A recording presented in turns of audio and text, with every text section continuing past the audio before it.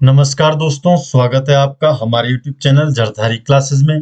दोस्तों, हमारे YouTube channel जरधारी classes में। दोस्तों, आज की वीडियो है वीकली करंट अफेयर 1 अक्टूबर 2023 से 8 अक्टूबर 2023 के बीच की। तो इस वीक की ये करंट अफेयर है। तो चलिए दोस्तों, आज की वीडियो शुरू करते हैं। आज की वीडियो का क्वेश्चन नंबर 1 है, हाल ही में शिक्षा शिरोमणि सम्मान से किसे सम्मानित किया गया? तो शिक्षा शिरोमणि सम्मान से दिनेश चंद्र शास्त्री को सम्मानित किया गया। तो दिनेश चंद्र शास्त्री को शिक्षा शिरोमणि सम्मान से सम्मानित किया गया है। डिटेल जान लेते हैं। तो उत्तराखंड संस्कृत विश्वविद्यालय हरिद्वार के कुलपति हैं प्रोफेसर दिनेश चंद्र शास्त्री और इन्हें शिक्षा शिरोमणि सम्मान से सम्मानित किया गया।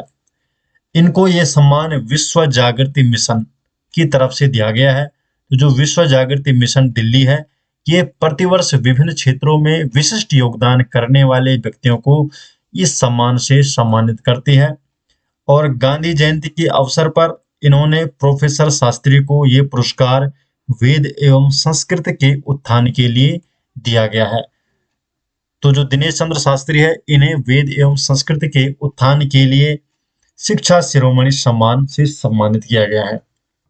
क्वेश्चन नंबर 2 है, उत्तराखंड में आयोजित होने वाले वैश्विक आपदा प्रबंधन सम्मेलन का ब्रांड एम्बेसडर किसे नियुक्त किया गया है? तो वैश्विक आपदा प्रबंधन सम्मेलन जो कि उत्तराखंड में आयोजित होने वाला है, तो इसका ब्रांड एम्बेसडर चुना गया है, नियुक्त किया गया है अमिताभ बच्चन को। तो अमिताभ बच्चन को आपदा प्रबंधन सम्मेलन का ब्रांड एम्बेसडर नियुक्त किया गया है। देहरादून में जो छठा वैश्विक सम्मेलन 28 नवंबर से 1 दिसंबर तक आयोजित किया जाएगा और इस सम्मेलन में जलवायु परिवर्तन के साथ ही आपदा प्रबंधन के विषयों पर चर्चा होगी और इसके लिए ब्रांड एम्बेसडर अमिताभ बच्चन को नियुक्त किया गया है। क्वेश्चन नंबर 3 है, अंगदान पंजीकरण में उत्तराखंड देश भर में कौन से स्थान पर है? तो अंगदान जो पंजीकरण है, इसमें उत्तराखंड दूसरे स्थान पर है। उत्तराखंड अंगदान पंजीकरण में दूसरे स्थान पर है। अंगदान के लिए पंजीकरण कराने वाला उत्तराखंड देश का दूसरा राज्य बन गया है। पहले स्थान पर है तेलंगाना, दूसरे में उत्तराखंड है और तीसरे स्थान पर है मध्य प्रदेश। उत्तराखंड की बात करें तो उत्तराखंड में अब तक 73,682 दानवीरों ने अंगदान का संकल्प लिया है।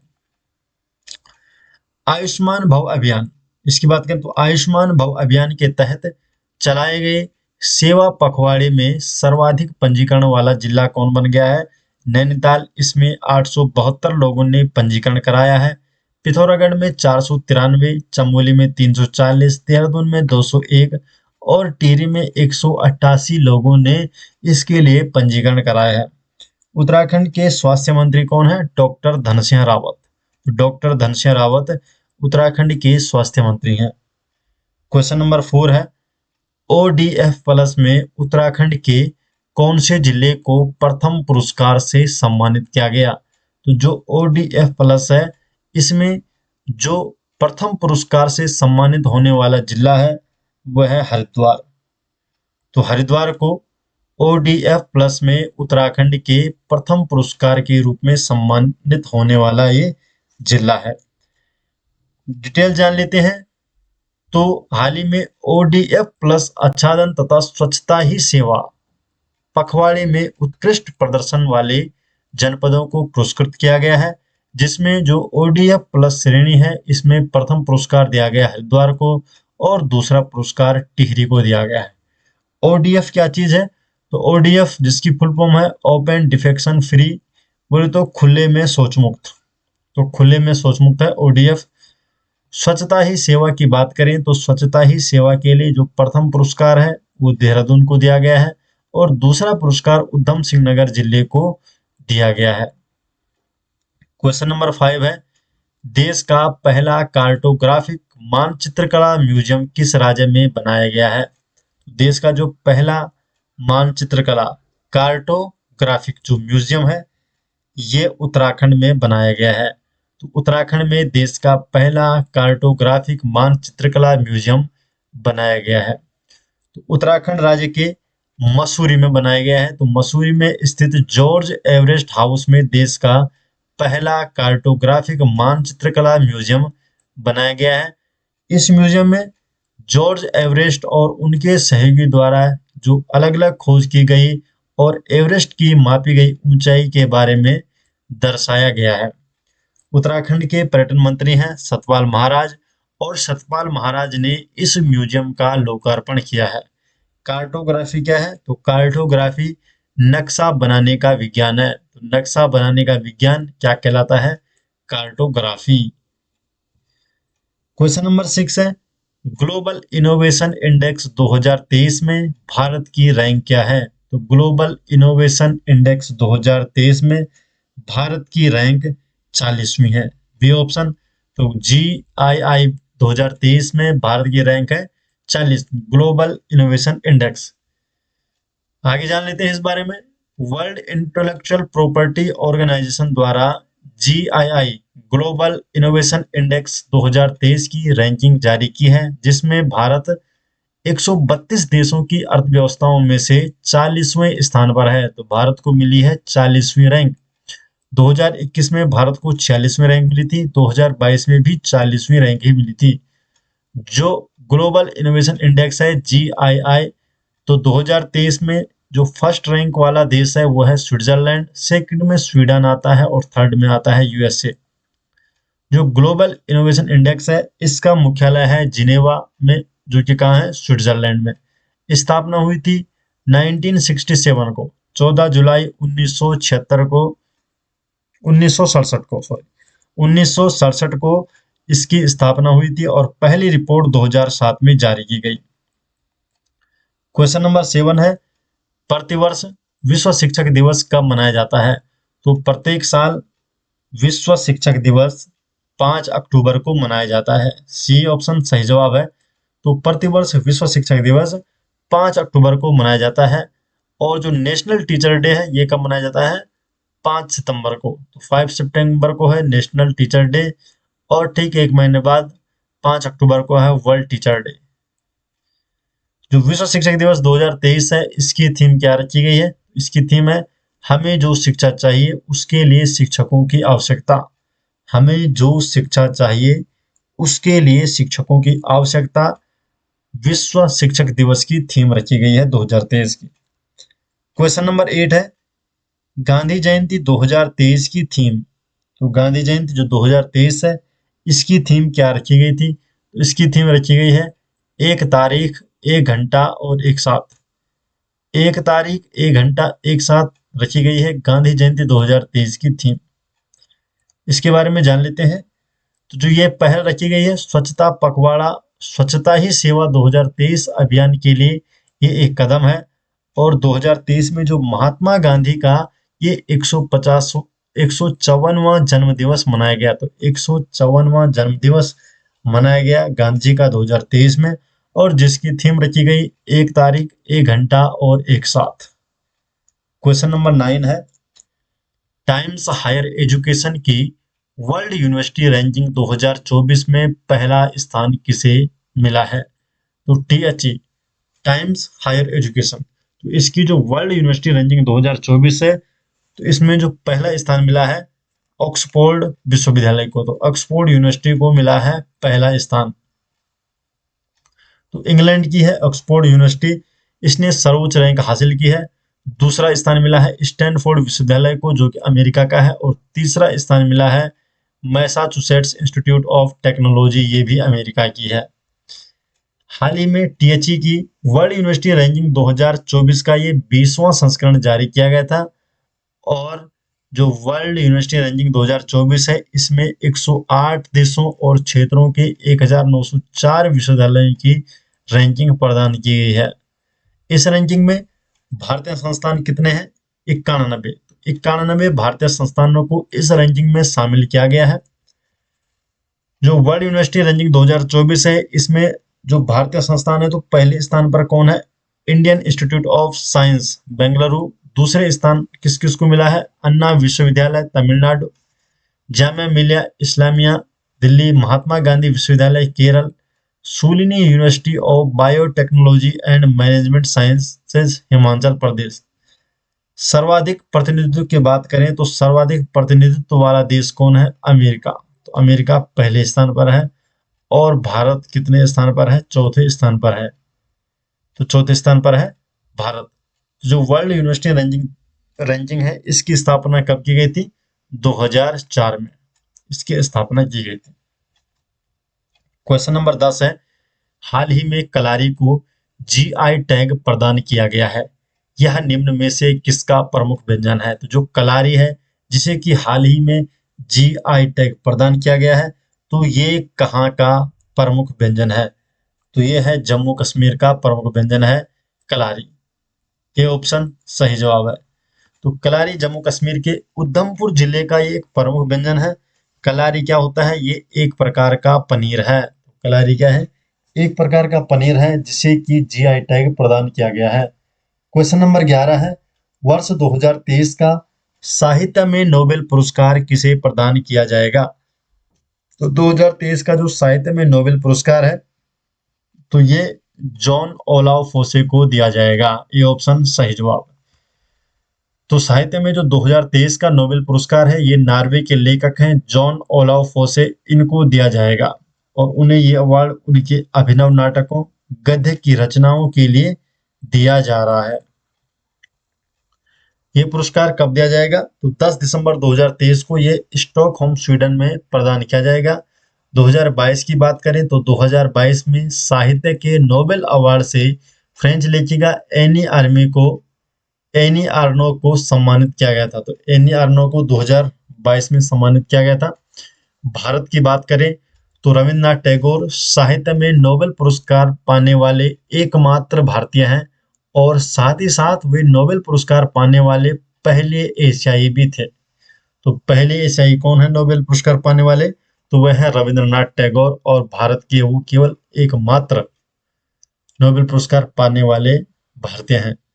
उन्हें जो ये पुरस्कार दिया गया रविन्द्रनाथ टैगोर को, तो 1913 में उन्हें ये पुरस्कार दिया गया। क्वेश्चन नंबर 12 है, हाल ही में शस्त्र रामानुजन पुरस्कार 2023 के लिए किसे चुना गया है? तो शस्त्र रामानुजन पुरस्कार 2023 के लिए रुई किस्यांग को चुना गया है। तो रुई किस्यांग को शस्त्र रामानुजन पुरस्कार 2023 के लिए चुना गया है। डिटेल जान लेते हैं। तो अमेरिका के कैलिफोर्निया विश्वविद्यालय में गणित के सहायक प्रोफेसर हैं रुई किस्यांग झांग, और इन्हें गणित में उनके उत्कृष्ट योगदान के लिए शस्त्र रामानुजन पुरस्कार 2023 से सम्मानित किया गया है। जो शस्त्र रामानुजन पुरस्कार है, ये गणित के क्षेत्र में प्रदान किया जाता है, और ये भारत तमिलनाडु के कुंभकोणम के पास है। Sastra Shanmugha arts science technology and research academy, तो शस्त्र द्वारा ये स्थापित किया गया है। जो ये पुरस्कार सम्मानित किया जाता है, जो कि इस बार का मिला है रुई किस्यांग को। इसकी आयु सीमा होती है इसमें 32 वर्ष। तो 32 वर्ष से कम आय वाले व्यक्तियों को ये पुरस्कार दिया जाता है, और ये पुरस्कार गणित के क्षेत्र में दिया जाता है। इस पुरस्कार की स्थापना हुई थी 2005 में प्रसिद्ध गणितज्ञ श्रीनिवास रामानुजन की स्मृति में, और इसमें $10,000 अमेरिकी डॉलर की राशि प्रदान की जाती है। क्वेश्चन नंबर 13 है, वर्ष 2023 में फिजिक्स का नोबेल पुरस्कार कितने वैज्ञानिकों को संयुक्त रूप से दिया गया? तो फिजिक्स का जो नोबेल पुरस्कार है, ये तीन वैज्ञानिकों को संयुक्त रूप से दिया गया है। तो बी ऑप्शन इसका सही जवाब है। डिटेल जान लेते हैं। Royal Swedish academy of sciences ने पियरे एगोस्टनी, फेरेंग क्रूज और एनी एल हुइलियर, इन्हें संयुक्त रूप से भौतिकी में 2023 का नोबेल पुरस्कार देने की घोषणा की है। और इन्हें यह अवार्ड जो दिया गया है पदार्थ में प्रकाश के एंटोसेकंड पल्स, तो एंटोसेकंड पल्स से जुड़े अध्ययन के लिए इन्हें फिजिक्स का नोबेल पुरस्कार प्रदान किया गया है। इन तीन वैज्ञानिकों को, जो royal Swedish academy of sciences है, ये प्रत्येक वर्ष भौतिकी, रसायन और अर्थशास्त्र के नोबेल पुरस्कार विजेताओं की घोषणा करती है। जो फिजियोलॉजी या मेडिसिन में जो 2023 का नोबेल पुरस्कार दिया गया है तो कैटालिन कारिको और डू विसमैन को। अगर बात करें भारत की तो भौतिक विज्ञान में नोबेल पुरस्कार पाने वाले जो प्रथम भारतीय थे चंद्रशेखर वेंकट रमन, सीवी रमन को 1930 में फिजिक्स के नोबेल पुरस्कार से सम्मानित किया गया था। और भौतिकी में जो पहला नोबेल पुरस्कार है ये 1901 में विलियम्स कॉनराड रोंटगन को प्रदान किया गया था। और नोबेल पुरस्कार की जो शुरुआत हुई थी तो 1901 में इसकी शुरुआत की गई थी। नेक्स्ट क्वेश्चन की तरफ बढ़ते हैं। क्वेश्चन नंबर 14 है, ईरानी ट्रॉफी 2023 का खिताब किसने जीता? तो जो ईरानी ट्रॉफी 2023 है इसका खिताब शेष भारत ने जीता है। ए ऑप्शन सही जवाब है। तो शेष भारत ने ईरानी ट्रॉफी 2023 का खिताब जीता है। डिटेल जान लेते हैं। तो शेष भारत ने सौराष्ट्र को हराकर ईरानी ट्रॉफी 2023 का खिताब जीता है। और ईरानी ट्रॉफी 2023 में जो शेष भारत की जो टीम थी इसके कप्तान थे हनुमा विहारी और सौराष्ट्र के कप्तान थे जयदेव उनादकट। जो शेष भारत है इसकी यह 31वीं ईरानी ट्रॉफी है। 31वीं ईरानी ट्रॉफी है शेष भारत की, जो कि सौराष्ट्र को हराकर शेष भारत ने 2023 में ईरानी ट्रॉफी का खिताब जीता है। शेष भारत ये कौन सी टीम है? तो ये शेष भारत एक क्रिकेट टीम है और ये भारत की एक प्रथम श्रेणी की क्रिकेट टीम है जो लगातार बदलती रहती है और ये देश भर के खिलाड़ियों से बनी होती है। केवल मौजूदा जो रणजी ट्रॉफी विजेता होती है, जो मौजूदा रणजी ट्रॉफी विजेता जो क्रिकेट टीम होती है उसके खिलाड़ियों को छोड़कर पूरे भारत के खिलाड़ियों से ये टीम बना दी जाती है और इस टीम का नाम होता है शेष भारत। और इसी शेष भारत ने इस बार ईरानी ट्रॉफी जीती है। ईरानी ट्रॉफी जो है ये भारत की एक घरेलू क्रिकेट प्रतियोगिता है और ये प्रतियोगिता रणजी ट्रॉफी चैंपियन और शेष भारत के बीच खेली जाती है। इसकी शुरुआत हुई थी 1959 और 60 में और आयोजन करता है इसका BCCI, board of control for cricket in India. तो ये इसका आयोजन करता है। क्वेश्चन नंबर 15 है, हाल ही में भारत सरकार ने निम्न में से किस नए बोर्ड के गठन को मंजूरी दी है? तो भारत सरकार ने राष्ट्रीय हल्दी बोर्ड के गठन को मंजूरी दी है। तो बी ऑप्शन सही जवाब है। तो हाल ही में भारत सरकार ने राष्ट्रीय हल्दी बोर्ड के गठन को मंजूरी दी है। इसके बारे में जान लेते हैं। तो भारत सरकार ने हाल ही में राष्ट्रीय हल्दी बोर्ड के गठन की अधिसूचना जारी की है और इस बोर्ड के गठन का उद्देश्य है कि हल्दी के बारे में जागरूकता बढ़ाना, हल्दी की खपत को बढ़ाना, अंतर्राष्ट्रीय स्तर पर नए बाजारों को विकसित करना, निर्यात बढ़ाने के लिए नए उत्पादों के अनुसंधान और विकास को बढ़ावा देना। अगर हल्दी की बात करें तो हल्दी के विश्व व्यापार में भारत की हिस्सेदारी है 62% से भी अधिक। तो 62% से अधिक की हिस्सेदारी है भारत की हल्दी के विश्व व्यापार में। और भारत में जो हल्दी के सबसे बड़े उत्पादक राज्य हैं, पहले नंबर पे है महाराष्ट्र, फिर तेलंगाना, कर्नाटक और तमिलनाडु। तो ये सबसे बड़े उत्पादक राज्य हैं भारत के हल्दी उत्पादन में। क्वेश्चन नंबर 16 है, इंडिया स्मार्ट सिटीज कॉन्क्लेव 2023 में सर्वश्रेष्ठ स्मार्ट सिटी का स्थान किसने प्राप्त किया?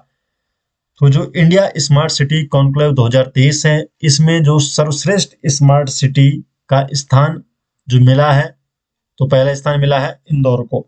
सी ऑप्शन इसका सही जवाब है। तो इंदौर को मिला है प्रथम स्थान सर्वश्रेष्ठ स्मार्ट सिटी का। तो भोपाल के इंदौर शहर को सर्वश्रेष्ठ स्मार्ट सिटी के पुरस्कार से नवाजा गया है और जो इंदौर है ये 5 बार सबसे स्वच्छ शहर के रूप में भी इसे स्थान मिला है। 5 बार ये स्वच्छ शहर के रूप में इसे सम्मानित किया गया है। इंदौर ने नेशनल स्मार्ट सिटीज कॉन्क्लेव 2023 में भारत में सर्वश्रेष्ठ स्मार्ट सिटी के लिए शीर्ष स्थान हासिल किया है। भारत के जो स्मार्ट शहरों में दूसरा स्थान है सूरत का है जो कि गुजरात में है। तीसरा स्थान आगरा उत्तर प्रदेश का और मध्य प्रदेश जो है ये देश का सर्वश्रेष्ठ राज्य से चुना गया है।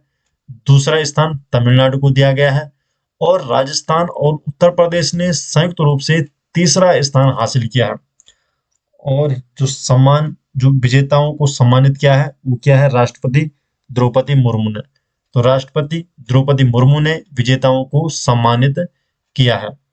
क्वेश्चन नंबर 17 है, रसायन विज्ञान में वर्ष 2023 का नोबेल पुरस्कार कितने वैज्ञानिकों को संयुक्त रूप से दिया गया है? तो रसायन विज्ञान में जो वर्ष 2023 का जो नोबेल पुरस्कार है, ये 3 वैज्ञानिकों को संयुक्त रूप से दिया गया है। तो 3 वैज्ञानिकों को संयुक्त रूप से रसायन विज्ञान में वर्ष 2023 का नोबेल पुरस्कार दिया गया है। डिटेल जान लेते हैं। Royal Swedish academy of sciences Stockholm, इसने रसायन विज्ञान में 2023 के जो नोबेल पुरस्कार के विजेता हैं इनके नामों की घोषणा की है। और वो कौन से 3 नाम है? तो मोंगी जी बोवेंडी, लुइस ब्रुस और एलेक्सी आई इकिमोव। तो इनको संयुक्त रूप से रसायन विज्ञान के क्षेत्र में नोबेल पुरस्कार से सम्मानित किया जाएगा। और इन्हें जो ये सम्मान दिया जा रहा है, इनकी जो डिस्कवरी है क्वांटम डॉट्स की खोज और संश्लेषण के लिए, for the discovery and synthesis of quantum dots. तो इसके लिए ये सम्मान इन्हें दिया जा रहा है। तो दोस्तों ये हो गए इस वीक के करंट अफेयर और ये सभी नोट्स आपको मिल जाएंगे हमारे एप्लीकेशन में। अगर आप प्ले स्टोर पर सर्च करते हैं जरधारी क्लासेस या उत्तराखंड जीके, तो फर्स्ट में ही आपको उत्तराखंड जनरल नॉलेज के नाम से एसजे ग्रुप का ऐप मिल जाएगा। अगर आपको उत्तराखंड करंट अफेयर की ई बुक चाहिए तो वो आपको मिल जाएगी हमारी वेबसाइट में, जिसका लिंक आपको डिस्क्रिप्शन में देखने को मिल जाएगा, या आप गूगल पर डायरेक्ट सर्च कर सकते हैं jardhariclasses.in और वहां पर उत्तराखंड करंट अफेयर की ई बुक, उत्तराखंड के जो भी नोट्स है वो आपको वहां पर देखने को मिल जाएंगे। तो वहां से आप वो नोट्स भी ले सकते हैं। तो मिलते हैं दोस्तों नेक्स्ट वीडियो के साथ, तब तक के लिए आपका बहुत बहुत धन्यवाद।